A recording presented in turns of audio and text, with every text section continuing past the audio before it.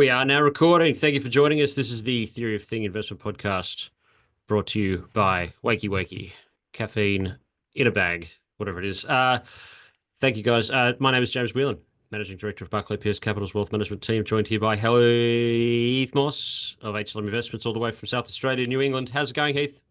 New England, eh? Yeah, I'm That's how we do things here. very well, mate. Very well. Cracking day here in Adelaide, mate. Is Perfect it day. really? 27, 28 degrees. Not a cloud in the sky. Slight breeze. Fantastic. Is that That's likely to continue over into the weekend? What we're going to see is a high pressure system come over from the Kalgoorlie region. It's going to be pushing through over into the Greater Australian Bight it's and give going. us It's going to be hot. Very it's going to be hot. hot. It's going to Damn be hot. hot. Just like markets. Damn hot. It's Damn 42, hot. 42 on Monday, I think. Hey, everyone, listen to this. Oh, did you hear that?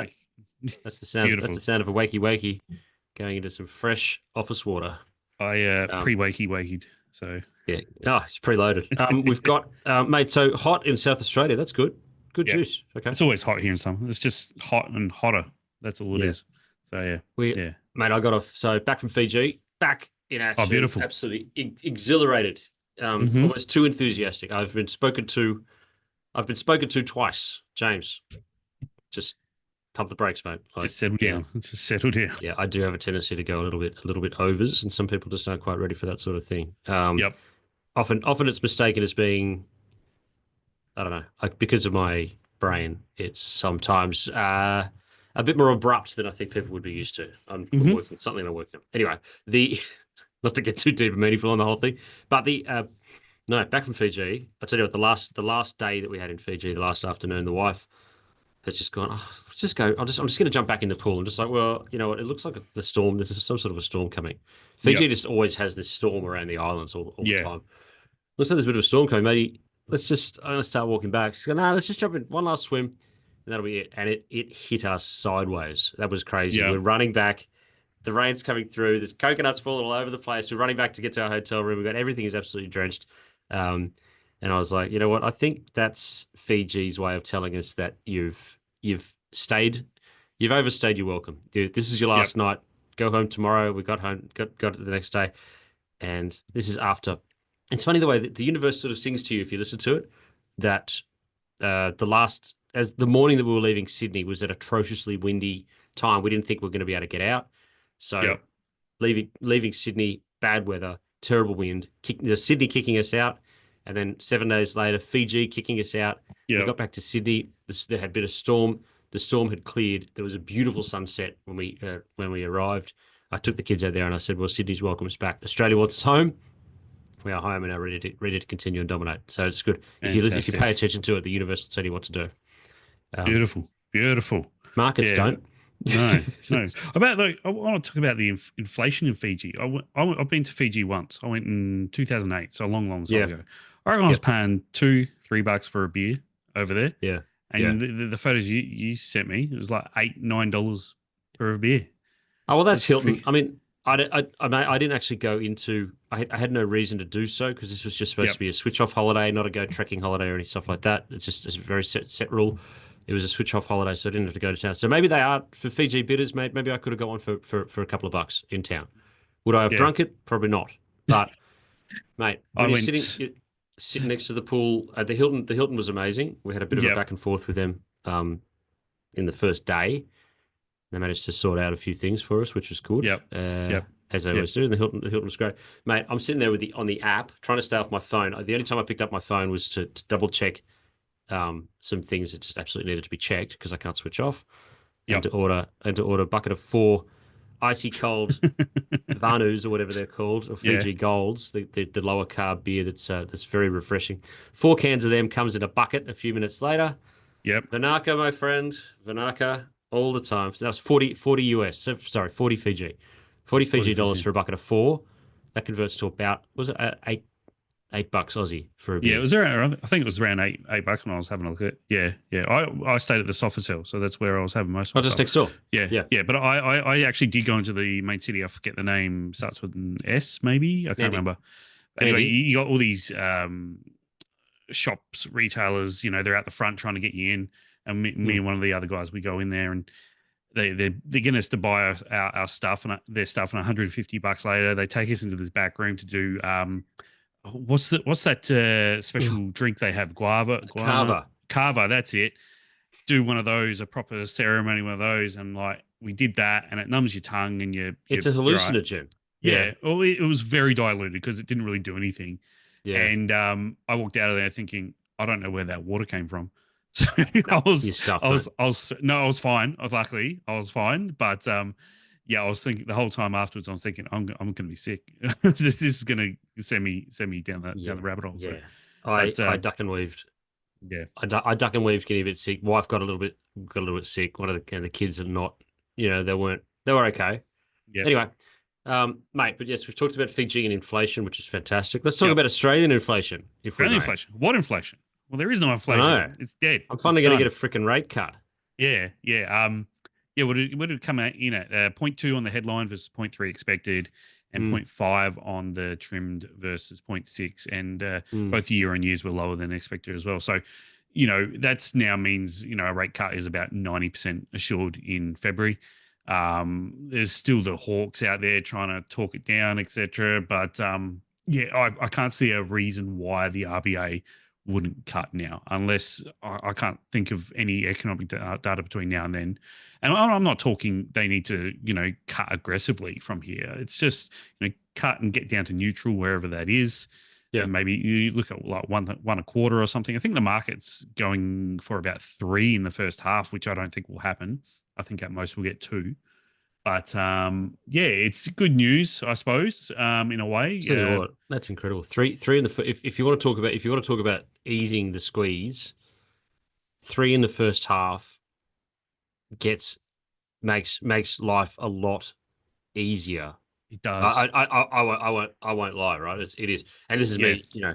You got to take the family on a holiday. It Yeah. was cutting corners, but that eases paying for that. You know what I mean? Probably works out to about $75 to $100 a week in savings for the average For the household. average household, mortgage. Yeah. I think it's around that last time I had a look. I think it's around $25 a cut on It's the about $500 a week for my pile. freaking hell. So you do have a very beautiful home. You did add to it last year, so Yeah.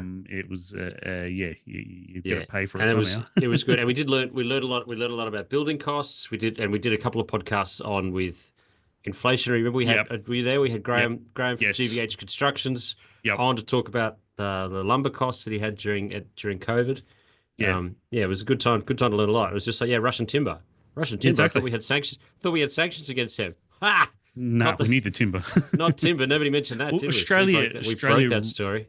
Australia really got unlucky because we had the fires in 2019, Mm. 2020, and then we had COVID hit us with the supply chain stuff as well. So our timber inventories were depleted anyway because of the fires.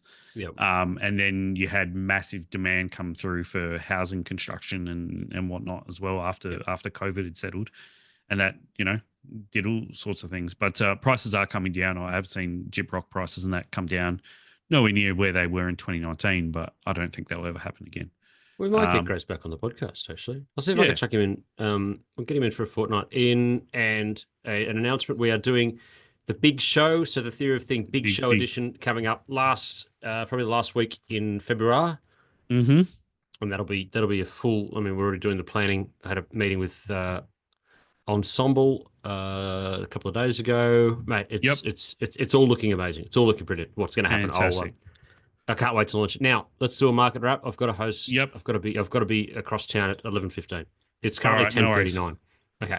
All right. I'll crack in. All right. So up on the screen we have the S&P 500. It's been a choppy week. Of course, we had that sell-off on Monday night because of the DeepSeek stuff, which I'll touch a little bit more on in a sec. I think the Nasdaq was down about 5% at one stage on Monday night, and Nvidia came off 17% overall. The largest one-day fall in terms of value for a single stock ever. I think it was $600 billion lost on Nvidia on Monday night.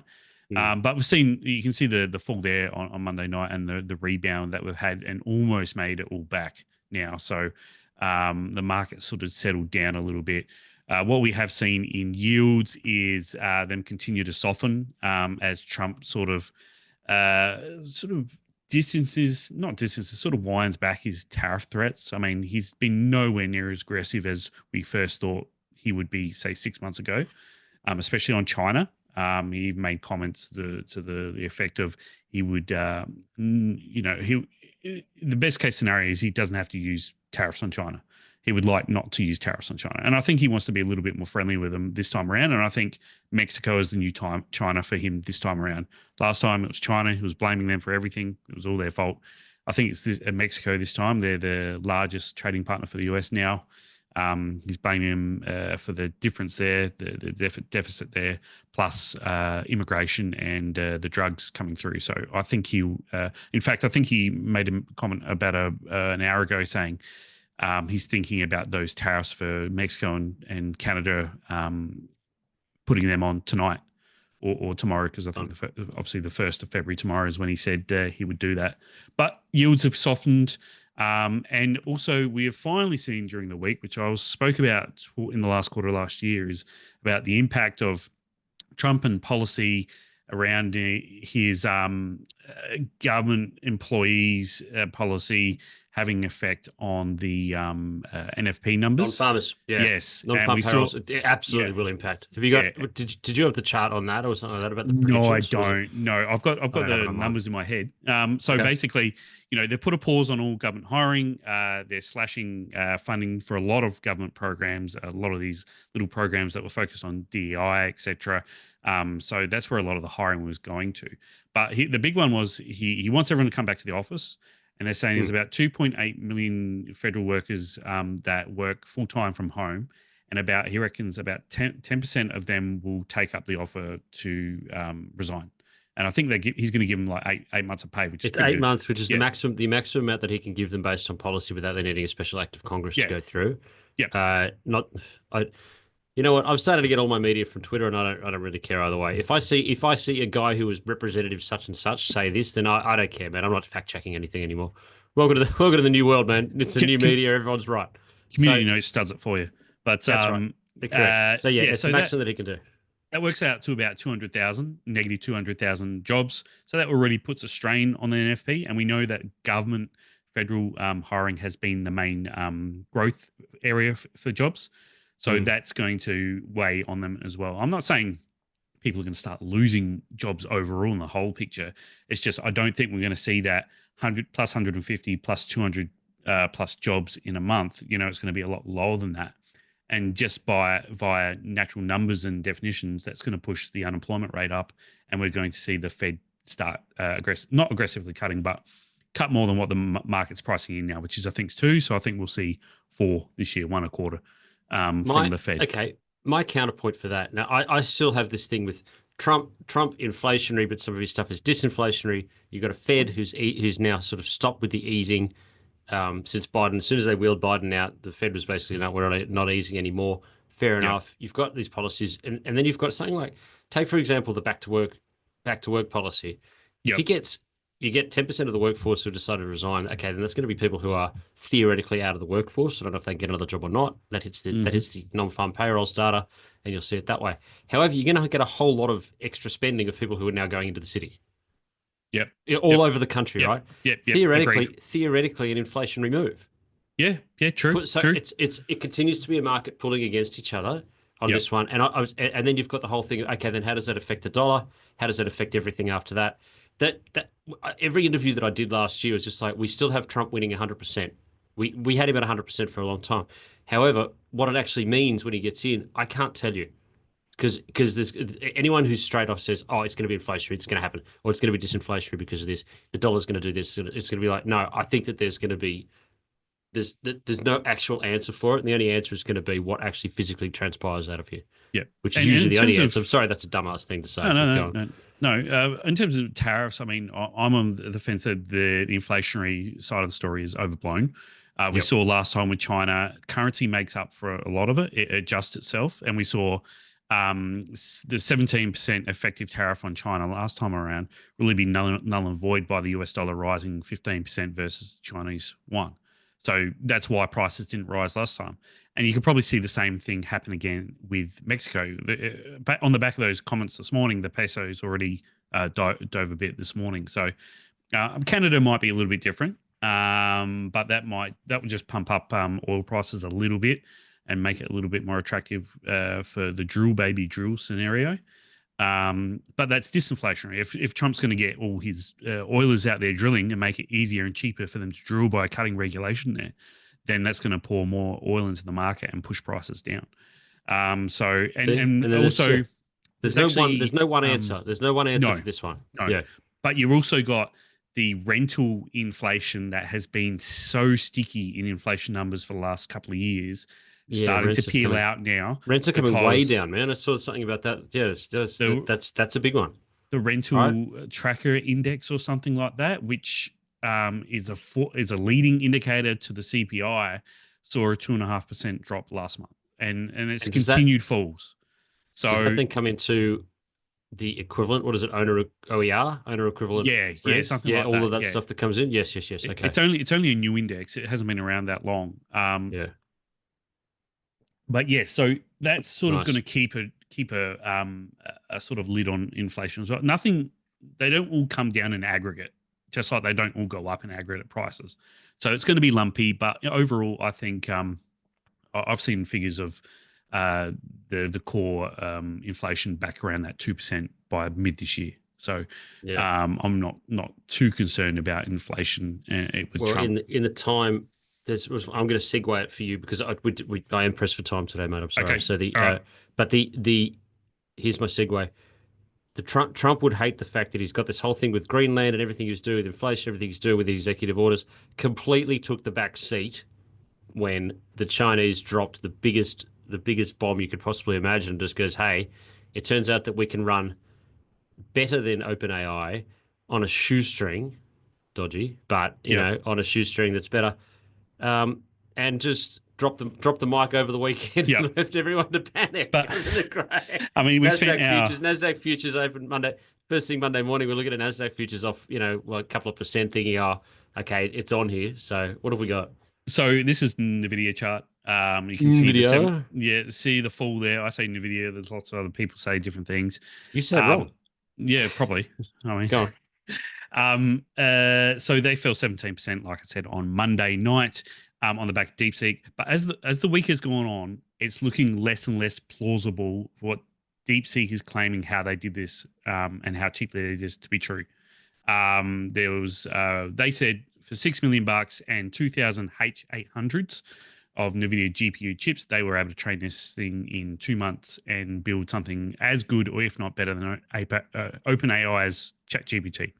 Yeah. So as the week's gone on, there was talk about, I saw a guy from Hong Kong, specialist from Hong Kong say, they had 50,000 H100s really that they stockpiled before the bans came in. And then, Microsoft and OpenAI have come out openly and said they're investigating DeepSeek for ripping off OpenAI's training data.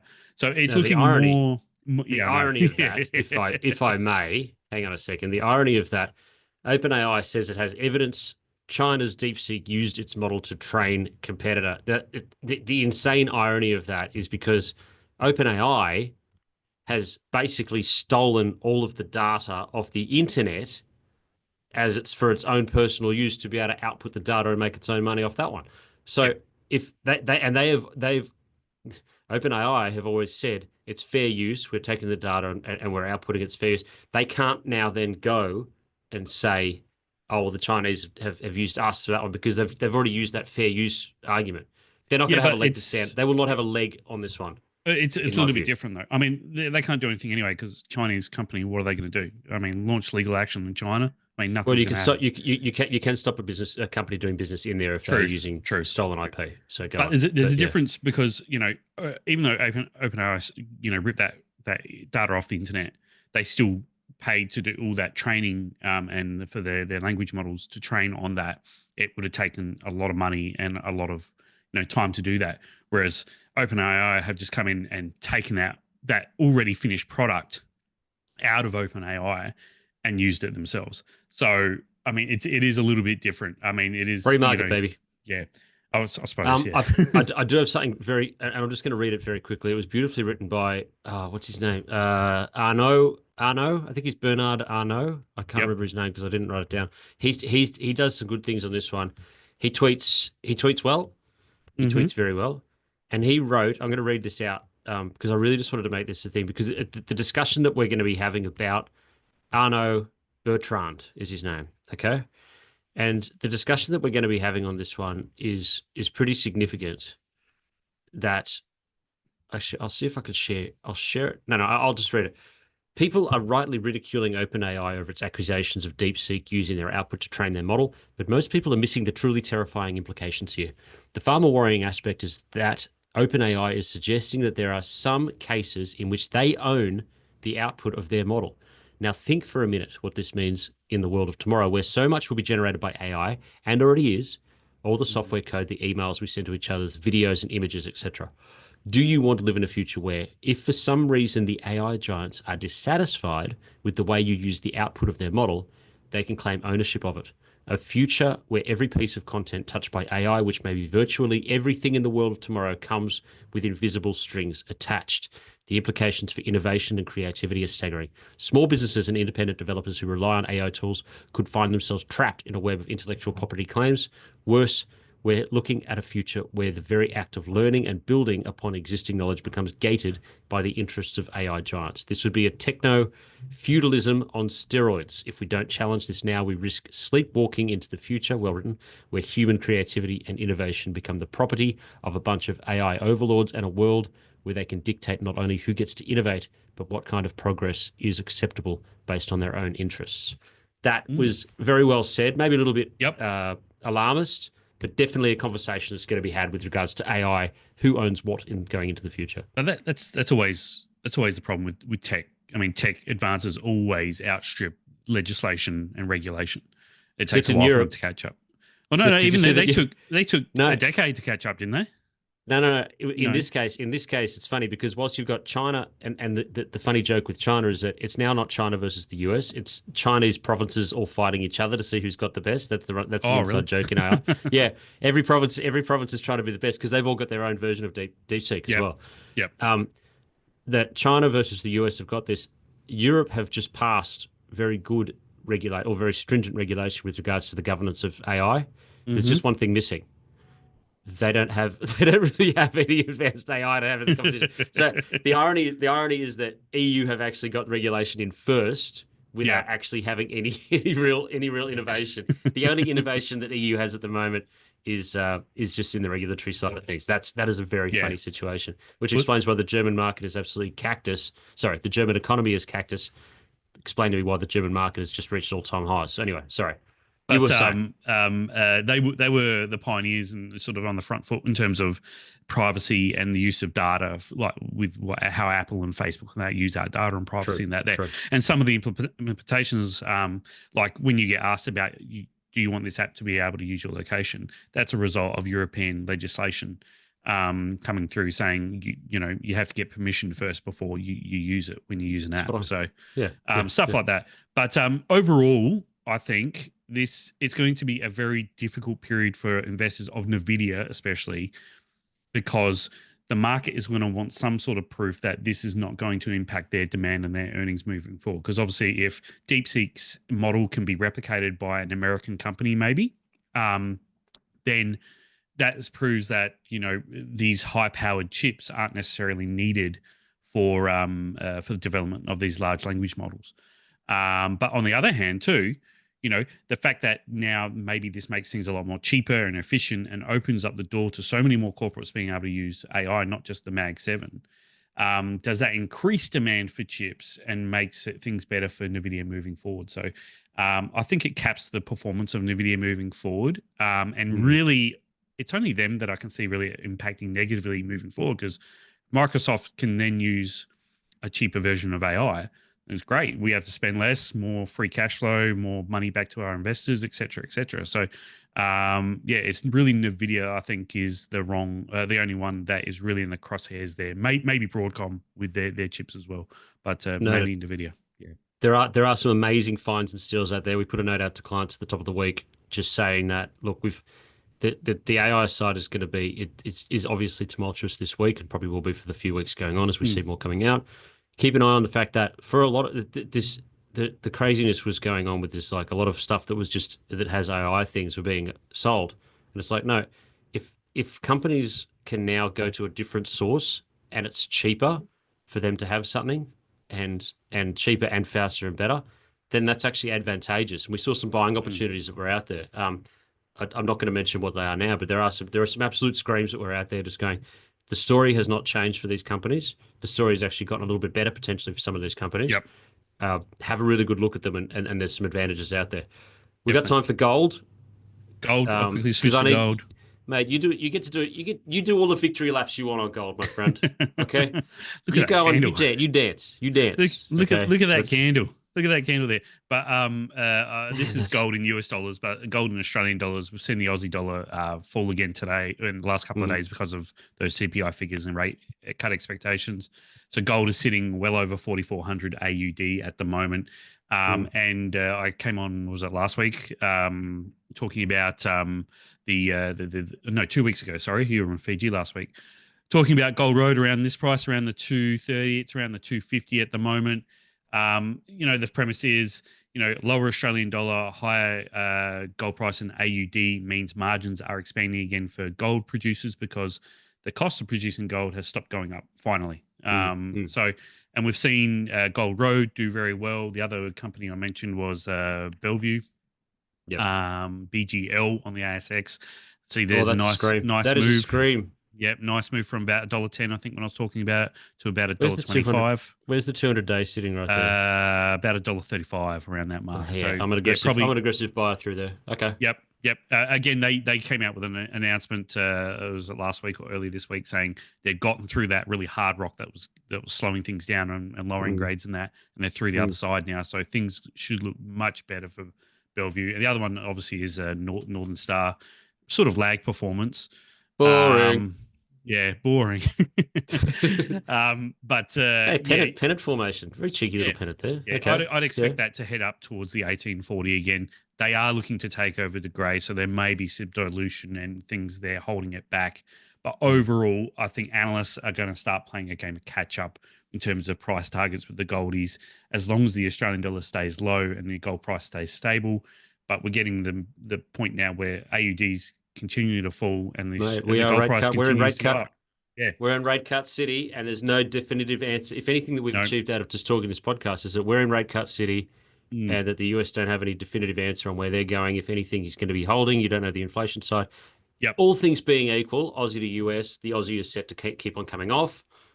You heard it here first, James Whelan. Yep, you can see there. There's the AUD USD. We spiked back up to 63, come back down to 62 at the moment, and looks like we may test those lows around the 61 mark again. Yeah, next week. I'm not gonna. Yeah, maybe not. I'm not gonna jump in. Not gonna jump in and be a seller today, but I'm okay. I'm okay saying that we got that fairly accurate. I'd say.